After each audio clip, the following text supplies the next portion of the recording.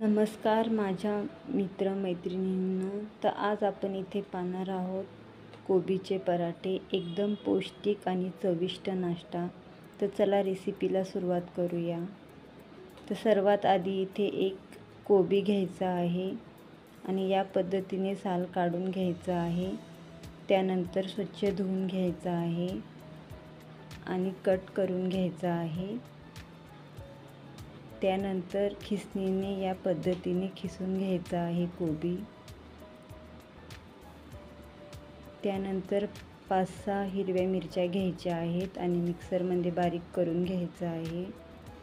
त्यानंतर एक स्वच्छ कपडा किचन वाट्यावरती या पद्धतीने आथरून एक भांडं ठेवायचं आहे आणि हिरव्या मिरचीची पेस्ट भांड्यात मिक्स करायची आहे आणि चवीपुरतं लाल मिरची पावडर, चवीपुरतं गरम मसाला, चवीपुरतं धनापूड, चवीपुरतं मीठ, चवीपुरतं हळद व्यवस्थित मिक्स करून घ्यायचं आहे। त्यानंतर खिसलेली कोबी घ्यायची आहे, तीही मसाल्यामध्ये मिक्स करून घ्यायची आहे। त्यानंतर इथे एक तांब्या पाणी घ्यायचं आहे आणि एक मोठी वाटी गव्हाचं पीठ घ्यायचं आहे आणि व्यवस्थित चमच्याने मिक्स करून घ्यायचं आहे आणि हे पीठ मळायला घ्यायचं आहे। या पद्धतीने चवीपुरतं आलं लसणाची पेस्ट घेतली आहे, हवे असेल तर तुम्ही आधीही टाकू शकता। त्यानंतर 2 चम्मच तेल घ्यायचं आहे आणि 1 ते 2 मिनिटासाठी छान असं हे पीठ मळून घ्यायचं आहे। तर इथे आपलं मस्त असं पीठ मळून झालं आहे, एकदम घट्ट नाही, एकदम पातळ नाही, मिडियम असं पीठ मळून झालं आहे।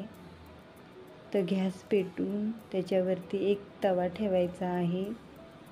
त्यानंतर इथे तेल घेतलं आहे। तर इथे पराठा लाटायला सुरुवात करूया। त्याआधी सर्वात आधी गोळा करायचा आहे आणि या पद्धतीने लाटायचा आहे। लाटताना पराठा आलटी पलटी करून लाटायचा आहे, जेणेकरून पराठा मस्त असा फुगतो। तर ही रेसिपी खायला खूप चविष्ट लागते। तर इथे तवा गरम झाला आहे, तर तव्यावरती पराठा घालायचा आहे। या पद्धतीने 1 ते 2 मिनिटांनी पराठा पलटी करून घ्यायचा आहे आणि पूर्ण पराठ्याला तेल लावायचं आहे।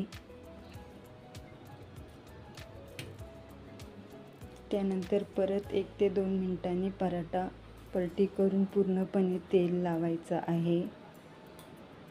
दोन्ही बाजूनी मस्त असं तेल लावून खरपूस पराठा भाजून घ्यायचा आहे। तर तुम्ही इथे पाहू शकता, मस्त असा आपला पराठा तयार झाला आहे आणि एकदम पौष्टिक असतो हा पराठा। जर तुम्हाला माझ्या रेसिपी आवडल्या असेल तर चॅनेलला सबस्क्राईब करा।